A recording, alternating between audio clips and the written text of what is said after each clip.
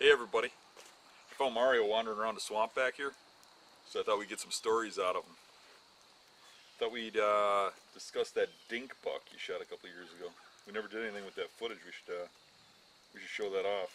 Yeah, we should talk about it. Yeah, that was a pretty cool hunt.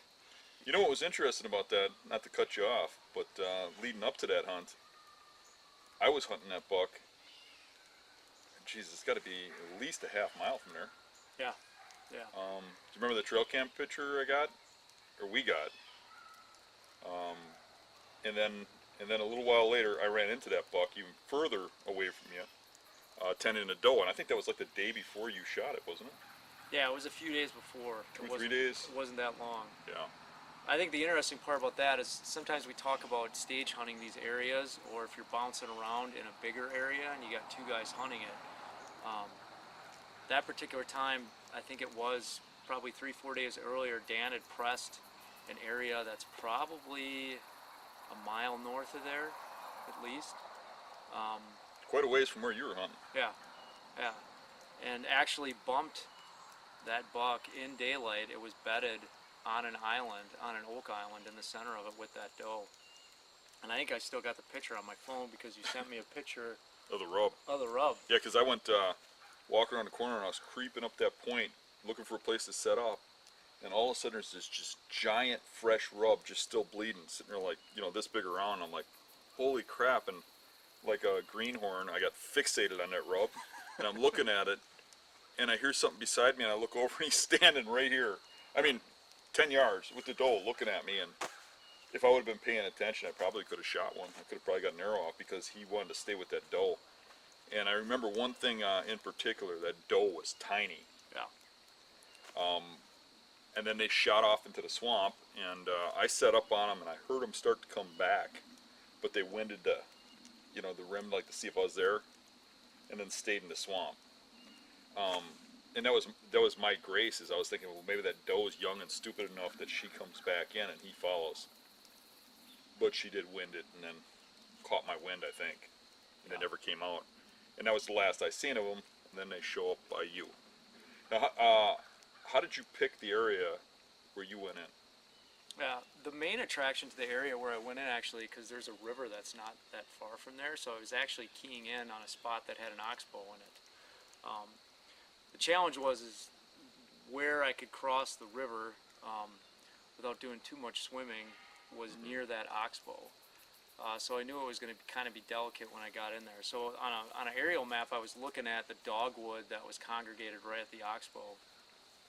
So I actually, when I went out, I got out there early like I usually do. That particular day was pretty cool because my daughter and I spent the morning driving around, just looking at the fall colors and whatnot.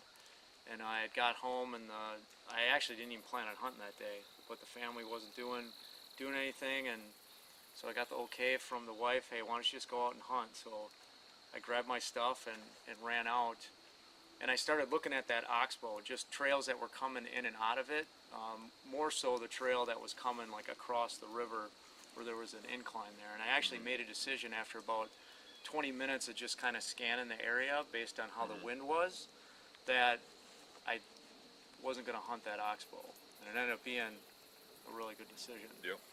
So from there, I really had one other spot that I really wanted to focus in on, and this was a spot during the rut where you had two islands that were connected by a cattail marsh, and in between that cattail marsh there was like a swamp grass transition. Well, what I remember of that spot, because I've hunted there too, but I hunted a little further back than you. You made a more aggressive move, but when I hunted there, that was like a figure eight. Yep. The swamp was like a figure eight, and the 2 points of hardwoods met, and just that little section of swamp in the middle was the middle of that eight. That's a good way to describe it. That's exactly what it was. Yeah. So the top half, it would have been the east side of the figure eight, was one smaller cattail marsh, and then the west side was a large cattail marsh. And that's where the river bordered. And everything underwater in there too in those cattails. It's wet. Yep. And typically what we see, I mean, there is some mixture of dogwood out there and a few smaller trees that were in the cattail, but a really good bedding situation. So what I focused in on is I wanted to get right where that figure eight was, where Dan talks about. I actually set up on what would be the north point. So we talk about those points and fingers. I set up on the north point as far as I possibly could out on that point. Yeah, you got into one of those little tiny ash trees, about like this, and you actually got pretty high in that little ash tree. Yeah. And that was actually a brilliant move. I mean, everybody that's ever hunted there hunted back towards, you know, the hardwoods and the oaks and such. Everybody that I know of that ever hunted in there, and you could tell none of those trees where you had gone had ever been set up. Yeah. And that's a good move because what do we see every time we see mature bucks in that area? They stay in the water. Yep. They don't go up onto that land until darkness. Yeah. You know, so I thought that was a pretty brilliant spot to put a stand. Yeah. Yeah, definitely getting on the fringe. That made the difference in shooting this buck. I mean, I probably would have seen this buck chasing, and that's all I would have had is seen him, because I And then wouldn't just have been able to hope reach out to him. that they come back the next day Right. and make a move, right? Right. The other key thing about that figure eight, so you had bedding pods in the top half, or excuse me, the east half of the figure eight, as well as in the west half of the figure eight. And really, when I got in there and set up, probably for the first, I usually get in there early, like normal. Dan teased me about that, but it was pretty calm and quiet for the first 2 hours. I had a good vantage point where I could see down into the cattails to my east, where a few of the small trees were. I had about 5 trails that were converging right to the tree that I was sitting in. And then I had a perpendicular trail that was going from the west side of the figure eight to the east side of the figure eight. And that main trail actually connected the other high ground that was on the And then other side. obviously you got one from point to point that's pretty heavy too. Yep, there's one from point to point that was pretty heavy. So really around 3:45 is when everything broke loose.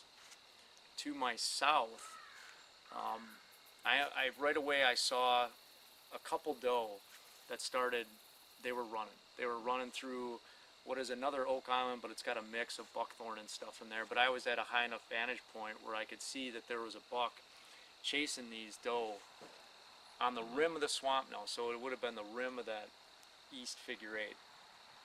And they chased right around into the buckthorn, back out, and they hopped into the cattails. This went on for probably the better part of 45 minutes to an hour. And during that time, I think I saw 3 to 4 different bucks enter the west part of the figure eight into the cattails, and I'd hear chasing and grunting and chasing and grunting, and then those bucks would come running out. One of them, which was a decent little 8-pointer, he's probably 110 inches, 120 inches, he actually sat on so those 2 points that made the figure eight, he actually sat on the other side of the figure eight, and he was snorting and grunting and stomping his feet, and then he'd dive back into the cattails, and I'd hear chasing and more grunting, and then he'd get bumped back out again and give chase again. So how long did this last? I would say that went on for probably a good hour. Now, I'm sure I already know the answer, but I'm going to ask you this anyways. Sure. How many times did they run out of the cattails? And the ones that ran out of the cattails, how mature were they?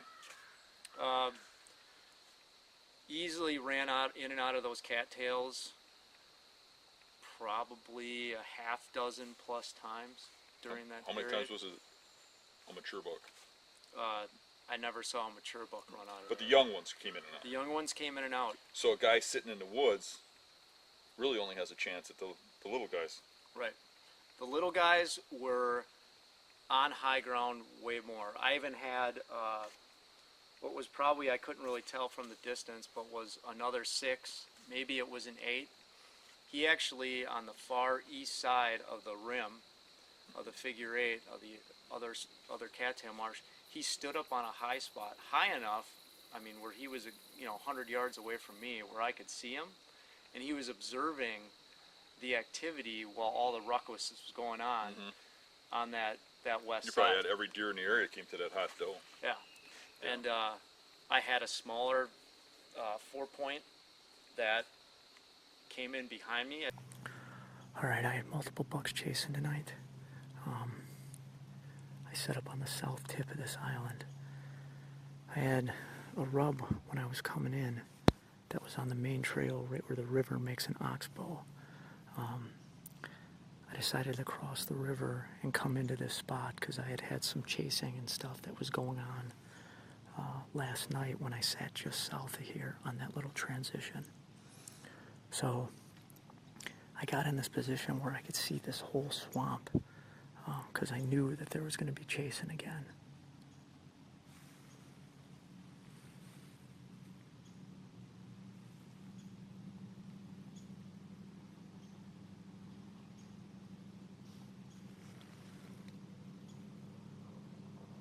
Here comes a smaller buck behind me.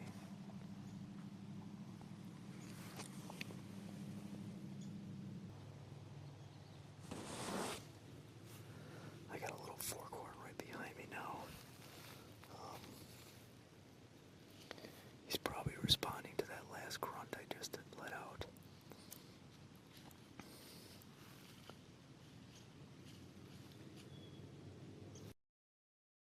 As we talked about, how the high ground is behind and a lot of guys will set up in the woods. Well, he was taking the high ground trail along the transition. So he was about 20, 30 yards in on the transition, but he was on the high ground. So again, this went on for a while, and it got to a certain point where all of a sudden I look, and here's this doe that pops out of that west side of the figure eight. Now the thing that caught my eye about the doe right away, because Dan and I had just talked about his encounter, was this wasn't a mature doe. A little tiny doe. It was a little tiny doe. And she was making a beeline. So how I talked about, there was that trail that ran perpendicular to all the trails that I was sitting on, because I was sitting, in the middle of that figure eight.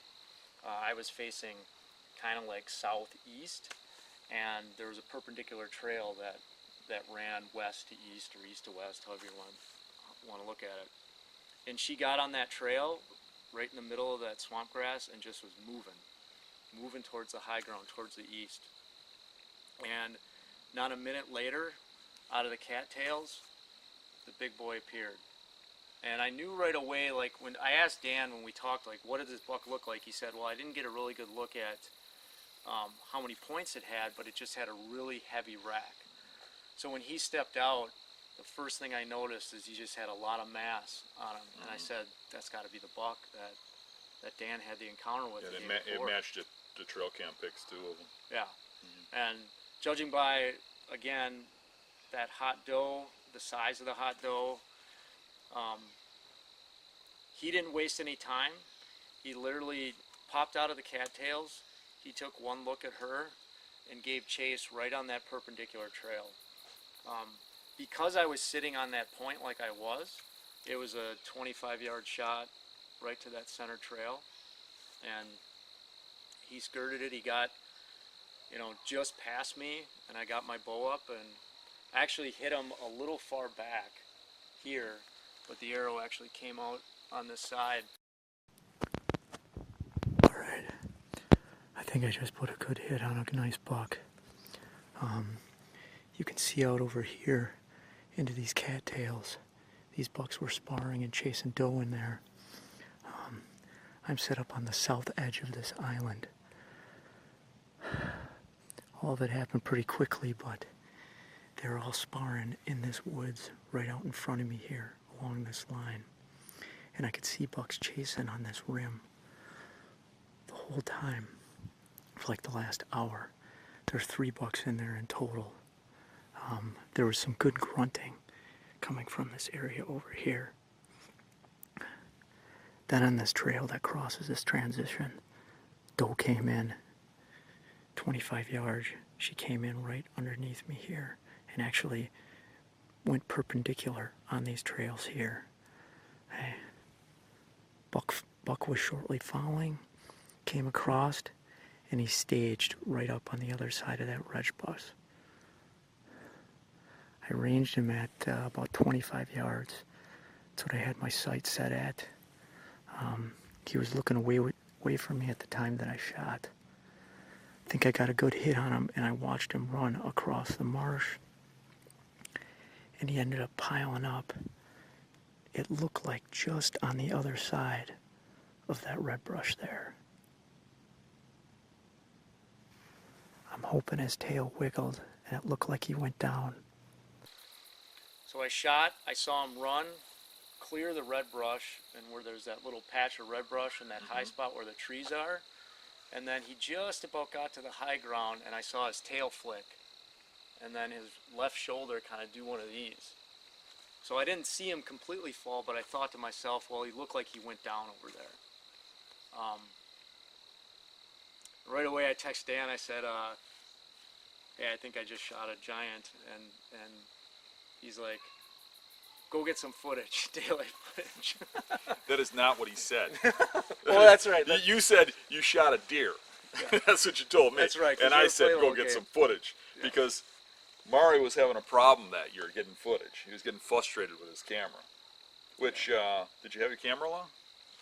Yeah, so this is one of those days where I decided not to bring my camera, and I ended up, I probably would have had, well, not probably, I would have had 45 minutes of some of the coolest footage of just rut activity and how these deer use that figure eight, or how they run the edges of these swamp transitions on these islands. It would have been some cool footage, but that's the way the ball bounces. Now, on a side note, one thing that would have deterred anybody from trying what you tried there was that little beanpole tree. You were pretty much, if you looked up, you're going to see you. Yeah. There's the setup. But if you didn't take that chance, you're not going to get a chance at that buck. Yeah. So that's where we're always talking about taking those risks. And everybody's like, well, I couldn't hunt out of a tree like that. You're nuts. You're going to get spotted. Well, maybe you do get spotted. But maybe you don't, and then you get your great buck. You got to take some risks in order to get some stuff sometimes. I mean, when they won't come out of them swamps, you ain't got no choice but to go into them after them. And that was the best scenario where everything pinched together. Yeah. I was, I think I was 5 sticks up because I was a good, 18, 20 feet up. But that tree had nothing on it until you got up to the top of it.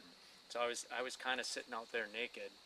But how everything played out, I mean, every deer that came through there didn't have any idea I was there. They were so focused on what they were doing and the activity that was going on in the marsh. It wasn't your typical scenario where they were coming out cautious out of bedding like we might see in When they're cautious is when they come up out of those cattails. And those cattails, they feel like they own the place. Nobody ever goes in there. I mean, that whole figure eight was underwater. Yep. So then you went down to check for blood and found some beds. What happened there? Yeah. So I packed up my stuff, gathered my thoughts a little bit, and I started making a trek east into the cattails, into the water. And I actually got to the first set of those little trees that are in there, and I found a garbage can lid sized hump that was all matted down.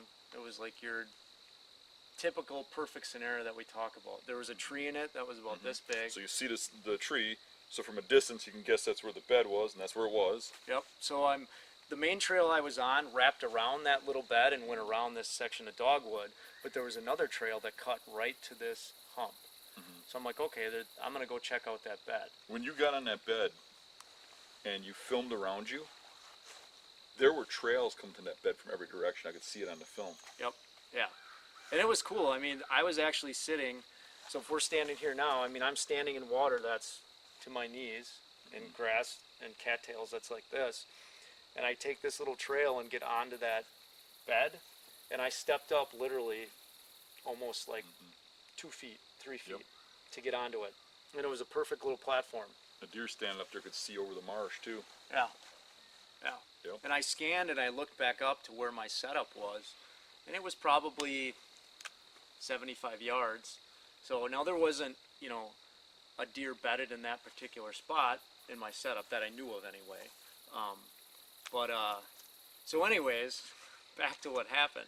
So I'm taking pictures of this bed and having fun, and I turn and I hear a branch snap. So then I'm thinking to myself, oh no, I just kicked him up. Like he didn't actually drop, and I bumped him. You know, he fell on the other side of that red brush and I bumped him.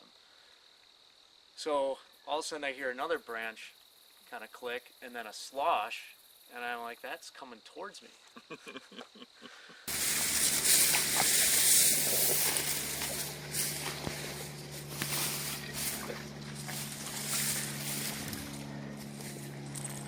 Wow. Look at this right here.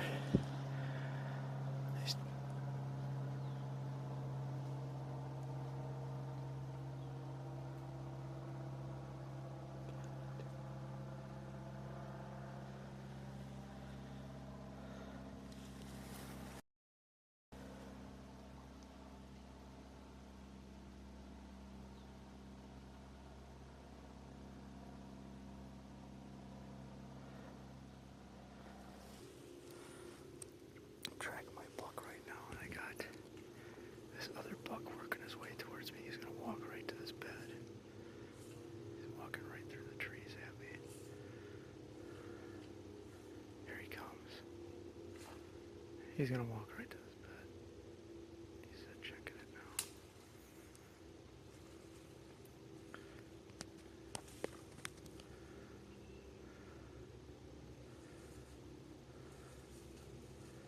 Brr.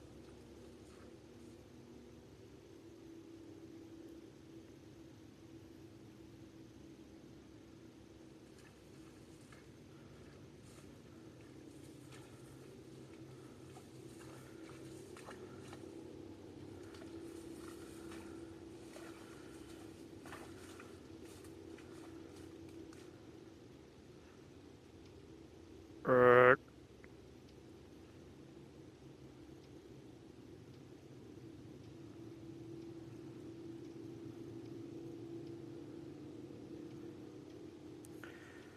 This is how you bed hunt. You come sit in the bed.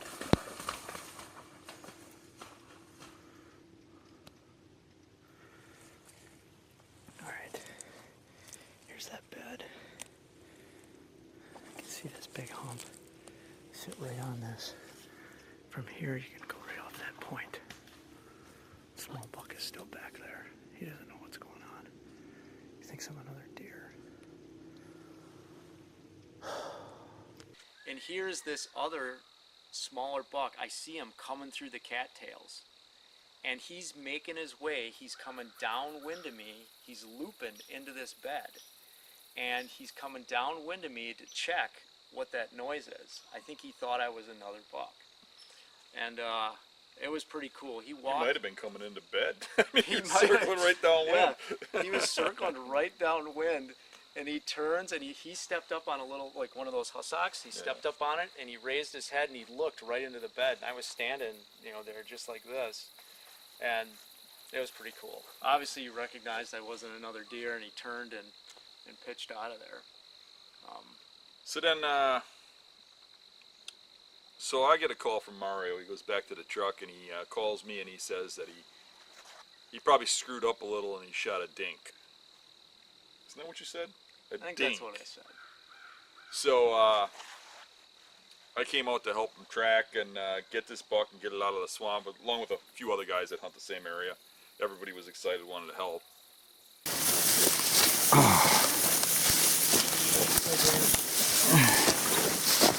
I see eyeballs. That's a pretty good one, dude. Looks pretty nice. So, I have to confess a little fib here. Dan likes to play jokes on me. You're right, dude. That's a dink. Dan likes to play jokes on me, so I figured I'd play a joke on him back. Double pepper. No, go triple.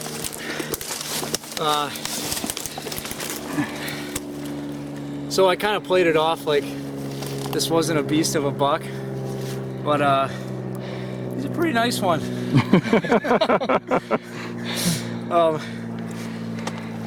So Dan, I got you back for that little red meat. But Oh, cool. Yeah, this is what I saw. It popped out of the cattails. So you got an entrance up there and into the far shoulder? Yeah, and it went to the far side. So you kish kebabbed him. I kish kebabbed him. I got. He was moving. He was after that doe. Yeah, he's got some good mass on him. Yeah, he's pretty heavy. So what do you guys think? Yeah, it's pretty nice. It's a good 11. Take a close look at that last trail cam pic we got. There's just tying up here. Yeah, I mean these are some heavy beams. These are a lot heavier than the guy from last year. Yeah, he's nice. Nice solid buck. Congratulations. Thanks, guys. Wow. Yeah, I mean this is. Very nice. And again, the whole reason why I set up where I did was so I could see over the whole marsh to see what was going on. I think when I sat further south into that transition island the other night, I think this guy was in there tending a doe because the littler stuff was out on that island moving around and chasing, and there was a constant grunting going on in the cattails, but nothing would come out. But tonight, you know, the bucks were competing for that one hot doe. There were 4 bucks that I saw that were in this area competing for her. And he never came out of the cattails until that doe came out. All the other little ones, they'd go in, they'd get scattered out. They'd go in, they'd get scattered out. And then finally when the doe exited is when he came out after. That's pretty much what I'm seeing. I mean, all them big bucks are staying in them waterways. Yeah. Until dark. And they were running. I mean, you could hear sloshing and fighting, and you know, the whole time. And I knew there had to be, you know, you believe there's a decent one in there because of how you're hearing the grunts. I mean, there was some low, breathy grunts that were going on while he was in there. So he's got a lot of bone on him. That's a good one. So Dan, thank you guys. Wow.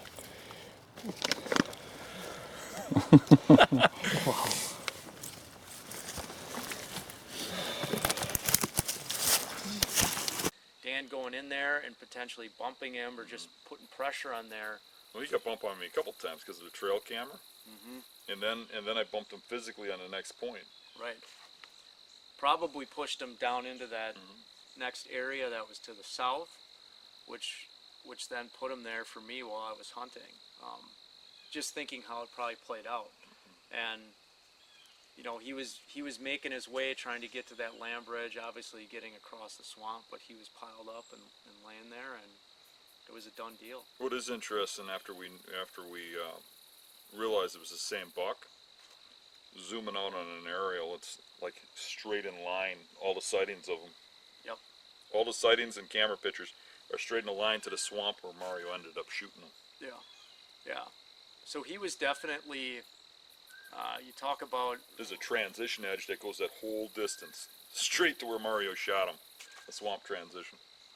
So I think the thing to think about in an area like that, and we've talked about this before, is that a mature buck like that, or a dinker like that, is going to, they're going to hop those transitions and check those doe bedding areas or check for those hot doe. They have an efficient way of moving through those Part of that's transitions. stacking too. I mean, we moved that doe around really because he's going to follow the doe. But it was kind of stacking the hunt pressure. Yeah. You know, kind of pushes them around, and that's the whole thing where you got to keep just hunting down an area. Yeah. You know, figure out where they're moving to, and you get your scent in there. It's not a bad thing. That X's that spot out. You hunted it. You've been in there. Now where'd he go? Yep. You know, or where is he? You know, and you just keep moving around. And I think that played into it too, even though it wasn't on purpose. Right. I mean, the other good thing about that hunt too is just observing how the other deer were coming in and out of there, because there's another funnel that's just south of there, and seeing how they use these little land bridges, that gets a guy excited too, because there's other, you know, if that particular spot didn't produce, that making an aggressive move and moving to one of the other sides of that Right. rim is going to get you into the action. And that's the thing potentially too. as well. Now, not only did you put yourself in a kill position by putting yourself out on that point, where most people wouldn't because of how open it was and the little tiny tree and stuff, right? But you also put yourself in a kill position / observation spot. Right. Because now you can see everything over the marsh, where if you were back into the woods, you wouldn't be able to. Right. So it really gave a lot of good intel as to how they run that particular piece in the rut like that. Yeah.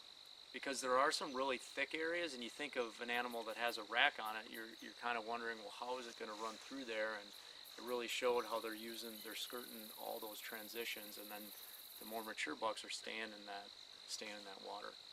But Yeah. yeah. You didn't fool me. I knew you didn't shoot a dink. I still had to have some fun though. Yeah. So, A but great yeah, buck. it was good to have help getting them out of there, because as usual we had to plow through a fair amount of water, and That's got to be one of your better bucks. it is one of my better bucks. It was a fun hunt. So I'm excited for an opportunity to get after one of those again this year. Yeah. 6 more days. 6 more days. 6 more days. So, but yeah, don't be afraid to be aggressive. Don't be afraid to put yourself in a position where you can observe and kill. And if you've got those pinch points like Dan talked about, that figure 8 situation or 2 islands that come together, you should be able to see those transition trails on aerials. Go in, throw a stand at it, give it a hunt. And I think the big lesson with that is, like you said, get out of the center of those islands and get on those fringes. Yeah, one thing I saw with you is, now that's a conservancy, it's a draw area. And you drew that area, it's a small area, and you wanted to be over where I was. Yeah. And I know there was a little frustration with you getting that unit and you didn't really want to be there. But what'd you do? You looked at it and you made your best of it, and you said, well, the best thing I can do is go to that point. Yep. And by having the right attitude and the confidence, that you just didn't go give up. Yeah. Right? Ended up with a buck down. Yeah. Yeah. And not overthinking it. I think if I would have the chasing actually did go down to that oxbow, but where I would have ended up setting up on that would have had me out of the kill. So if you look at that area, if you go back from that point, there's another point coming off a different way that crosses a swamp. There's some different stuff in there that makes a funnel in that woods. And everybody that hunts there historically sits in that funnel. Yeah. Where you made that aggressive move and went for broke for that close, and that's what did it. Yeah. I mean, just getting out of the norm, looking at it from a different perspective, and saying, I know they're not coming out of that swamp. Right. Yeah, if I would have been sitting where I was, that buck would have never reached high ground. Yeah, they would have just kept running that figure 8 till dark, and then they would have eased up wherever they felt safest. Yep. Yeah, he had no intentions of coming onto there, unless in the off chance that doe decided to run down the middle of the island. But it would have been she could have ran through anywhere. There was. Even if you blew the hunt, you didn't get that buck. You would have had enough intel to make a move on how the action played out for the next day. Yep. Yeah, because I was able to observe probably for a good 45 minutes while that chasing was going on where the actual. You know where it started, so you got a good idea where they're bedded. Yep. Now you know where they're going to go, so you got good ideas where to pick them off. Or if you're up on that hill, you'd have probably heard something. Yeah. You make a move, and maybe have to make a third move, or you spook them on the second move. Yeah.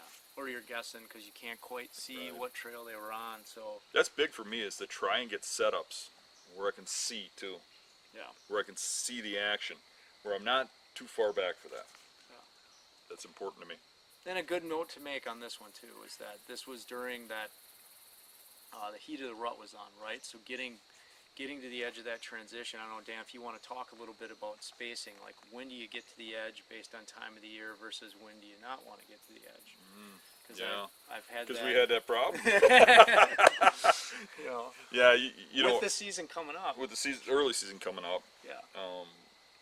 When we first started hunting like this, Mario really got into this. I guess you really got to be on that edge, and you really started pounding that edge, which was good. Because rut, late season, middle of the season, that edge is where you got to be, where you can see all that. But what happens is in early season they bed a little closer, but they move further. that first week or so. Right. And what I really do is on those islands and stuff, then I back up to the Oaks and stuff. Right. You know, where you had that one buck that didn't quite make it to the Oaks. Because of where you set up. Yep. And then your thermals got him dropping down there. Yep, he got Where me if you with would have been thermals. back a little bit, where the Oaks started, he's gonna make it to those acorns. Yeah. And what, that was 2 hours before dark. Yep. But that's when they haven't had pressure all year. Yeah. That's when they're still in that summer pattern. Yep. You know, that's in 6 days. That's in 6 days. So that's that timing thing that you guys want to key in on about where you position. Yeah.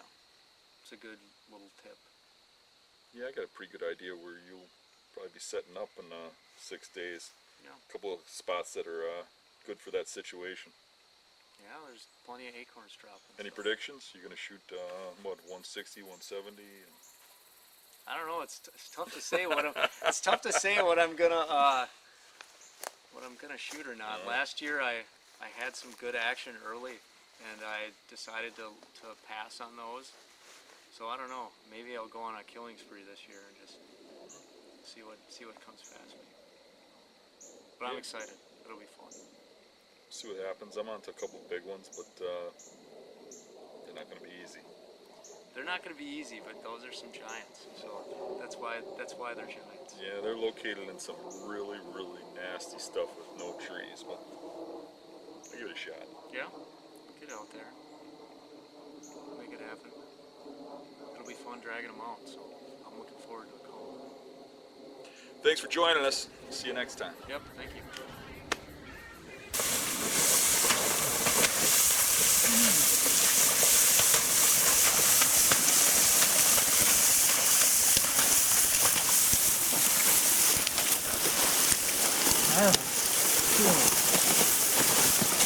Dry land.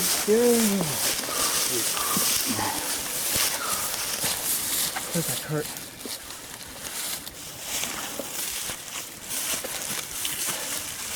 Is this Quad's corner here? I think it was that one. Yeah. Nice dink, Mario. Thanks, dude.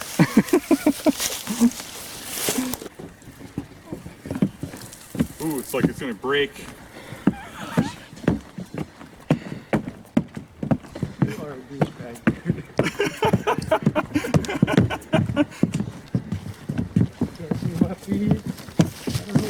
Pull real hard to make something good happen on film.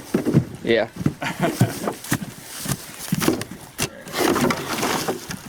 Alright, let's set her down for a second. Here he is, 2016 Looking good. beast buck. Surprised you kill that thing with some chintzy ass sticks you got there. Those are the sticks. That's how I killed it. The beast. 5 sticks up on the edge of a swamp. That was the ticket. I was able to see over that entire swamp and all the activity.